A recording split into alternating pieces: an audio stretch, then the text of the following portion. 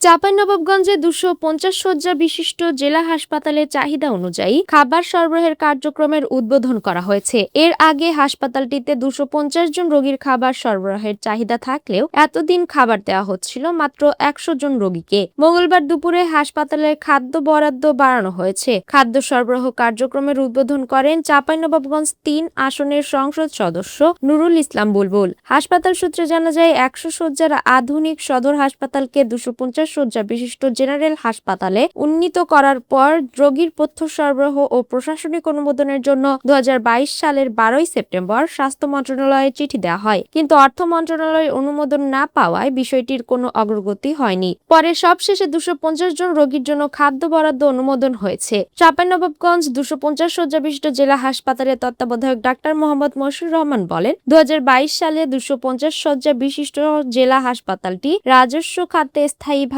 পদ সৃজনের অনুমোদন পেলেও এখনো সব ক্ষেত্রে প্রয়োজনীয় জনবল পাওয়া যায়নি। ফলে প্রতিদিন গড়ে ৫ শতাধিক রোগী আউটডোর চিকিৎসা নিতে ভিড় করছেন। এত সংখ্যক রোগী সামাল দিতে হিমশিম খেতে হচ্ছে চিকিৎসকদের। এমনকি ২৫০ শয্যা বিশিষ্ট হাসপাতালে খাবারের বরাদ্দ ছিল মাত্র ১০০ জনের। বিভিন্ন দপ্তরে আবেদন করেও দীর্ঘদিন কোনো ব্যবস্থা নেওয়া হয়নি। অবশেষে আমরা ২৫০ জন রোগীর খাবার সরবরাহের অনুমতি পেয়েছি এবং আজ সেই কার্যক্রমের উদ্বোধন করা হলো। এখন থেকে ২৫০ জন রোগী নিয়মিত খাবার পাবেন। চাঁপাইনবাবগঞ্জ ৩ আসনের সংসদ সদস্য নুরুল ইসলাম বুলবুল বলেন, হাসপাতালে রোগীরা অনেক দূর দূরান্ত থেকে আসেন, কিন্তু ২০২০ সালের শুরুর দিকে হাসপাতালটি ২৫০ শয্যায় উন্নীত হলেও খাবার দেওয়া হতো মাত্র ১০০ জনকে। এতে রোগীরা ভোগান্তিতে পড়তেন। তবে আজ ২৫০ জন রোগীর খাবার সরবরাহ কার্যক্রমের উদ্বোধন করা হয়েছে। এতে কিছুটা হলেও ভোগান্তি কমবে।